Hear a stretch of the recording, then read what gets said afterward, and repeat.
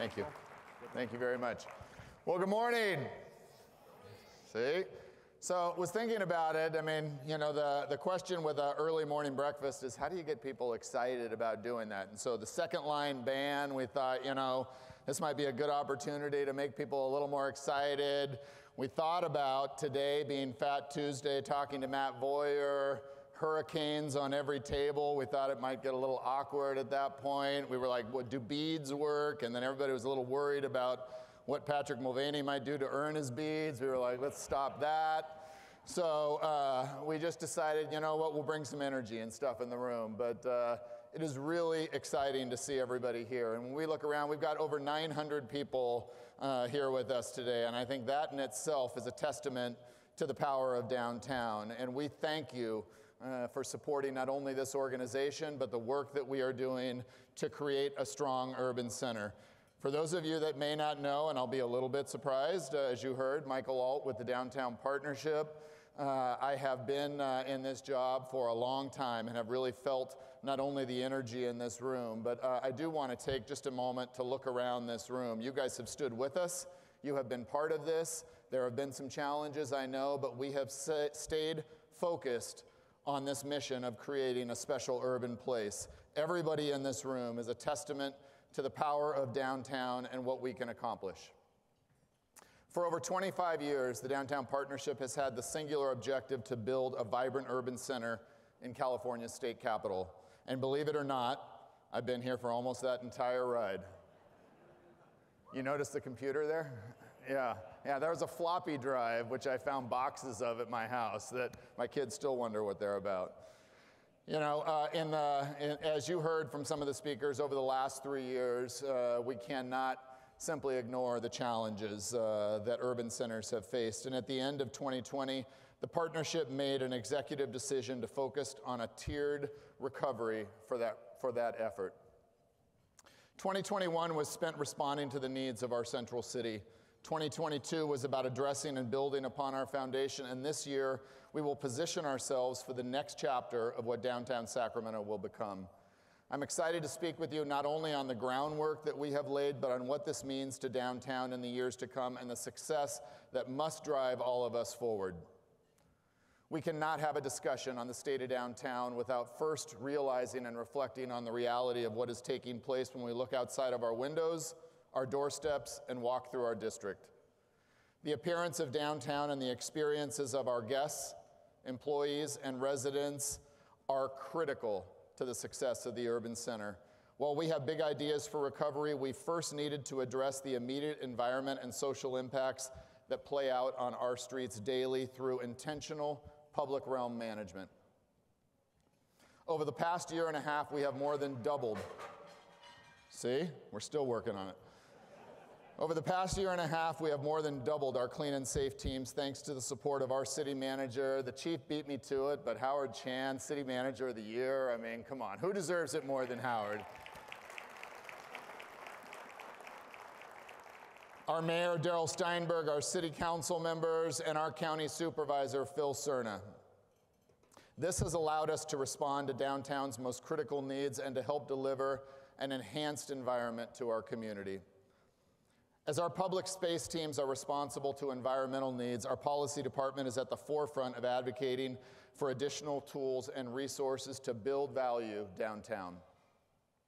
With the emerging social economy as a driving force for our central city, there was a clear adaptation in public space management that needed to be done in order to address the new 9 to 5. We advocated strongly for security cameras and lighting enhancements for the JKL corridor and the Old Sacramento waterfront. We brought focus to the social economy, and part of that led the city to appoint its first nighttime economy manager, and she's here with us today, Tina Lee Vogt. Let's give her a round of applause.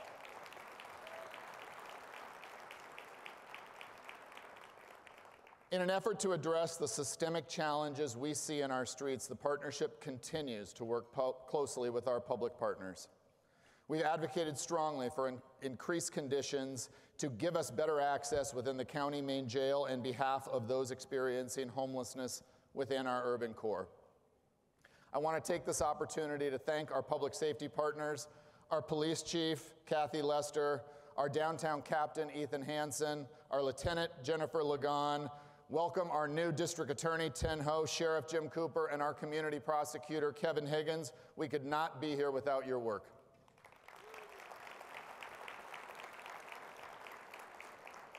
Last year, we launched the Central City Multi-Service Team in partnership with the Midtown Association, the city's Department of Community Response, and Hope Cooperative. Building upon that success this year, we have created a full-time in-house downtown resource coordinator to continue to address the unhoused crisis within our district. While progress may seem slow, complex issues require a coordinated response. We are encouraged that the recently adopted city-county agreement will bring much-needed services, outreach, and long-term improvements to our community. I'd like to thank our County Executive Ann Edwards, Chair Rich Desmond, and the entire Board of Supervisors. You have our commitment. We will continue to work with our public and private partners to write the next chapter of Sacramento. We are incredibly fortunate to have current and upcoming investment from local and national businesses that continue to build in downtown. Businesses that are critical, like the new Capitol Public Radio office studio and Sutter Health Center for community engagement. Amenities like the one June Reyna and his team are building are integral for community building and continued buy-in from our consumers. Just as commercial and residential buildings are developing amenities for their tenants, we are increasing amenities within the public space.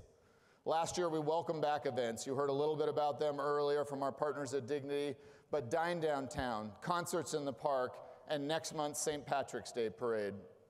We continue to support our local partners in their efforts to invest in downtown. Local and national community events such as Visit Sacramento's Farm to Fork and Ironman events, Sac Republic's Final Cup Watch Party, Dance on the Edge, Nash and Proper's 916 on the Square, Darling Aviary's Nightingale Block Party. These events continue to elevate Sacramento's profile, and next month we're all excited to welcome back the NCAA Men's Basketball Tournament in downtown Sacramento.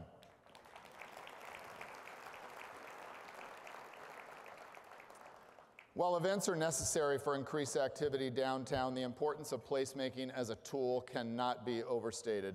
I'd ask those of you in the room, how many of you have seen the beam after a Kings win? Yeah. I really want one of these. Maybe more importantly, who hasn't? 4 months ago, we all saw the beam for the first time, and since then, over 1 million people have watched videos, seen photos, and visited this place of worship.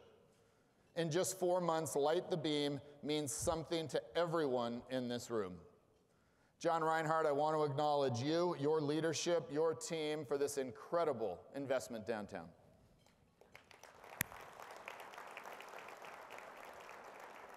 The Beam is a prime example of the power of placemaking, and we know downtown is the single most significant reflection of Sacramento to the world, and we need to embrace more placemaking projects as an investment.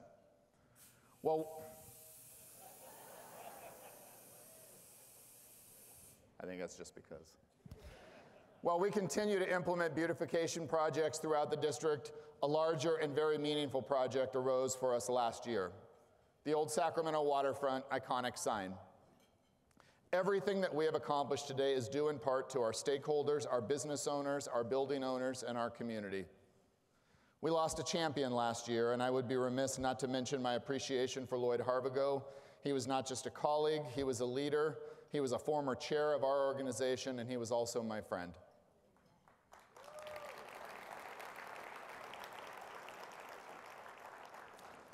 Lloyd knew that spaces can only be transformed into places if they are embraced and actively utilized by their community, and we will continue to prioritize collaborating with our community members and creatives to activate our public realm.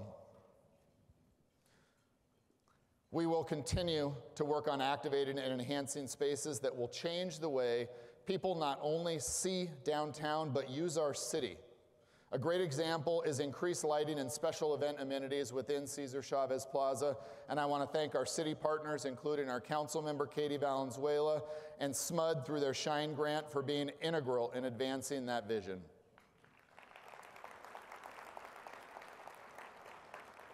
2022 brought challenges to cities across the world.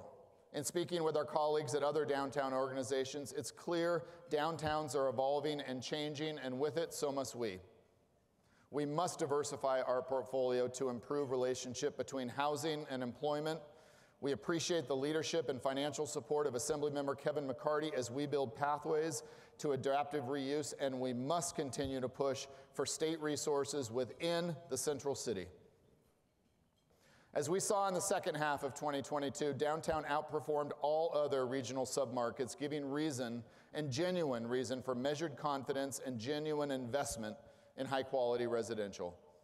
An increase in density is a requirement for a thriving ecosystem, and it's clear from the data that we source and the analytics people want to live here. The Central City recently added more than 1,500 residential units, and there are another 5,000 proposed. Residents spend 3 times more than office workers at businesses adjacent to where they live.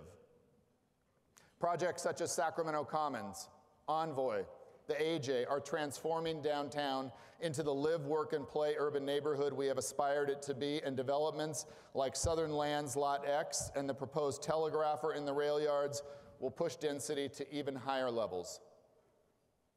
We all know the hospitality sector has also been a key driver in downtown's recovery over the past year. We saw occupancy rates approaching 2019 levels, which includes all the additional inventory.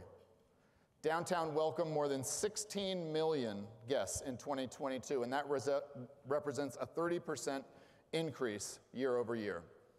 I'd like to acknowledge Visit Sacramento and give a shout out to Mike Testa, recently named Sacramento Businessman of the Year, and I know he loves that, so let's give Mike a big round of applause. The investment that Mike and his team make every day to help position this city cannot be overstated. With strong occupancy numbers and RevPAR stats, we are primed to continue that investment in top-tier hotel inventory to accommodate an increasing demand. We know times are changing, and it's our opportunity to change them for the better. Once rated as the 5th most miserable city in America. 5th most miserable city in America. Earlier last month, Forbes named Sacramento the best place to live in California.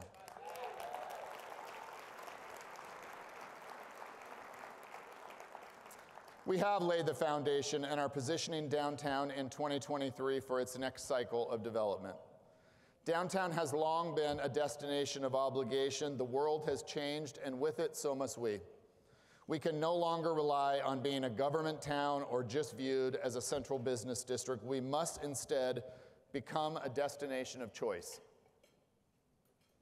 We must all continue to work collaboratively with our PBID partners, businesses, cultural associations, like the one here with us today. And I want to acknowledge these organizations because I think it shows the collective commitment to what we're trying to accomplish in the core. The Metro Chamber, the Asian Chamber, Hispanic Chamber, Visit Sacramento, SACOG, Valley Vision, and GSAC, we all need and want the same thing, a strong urban core.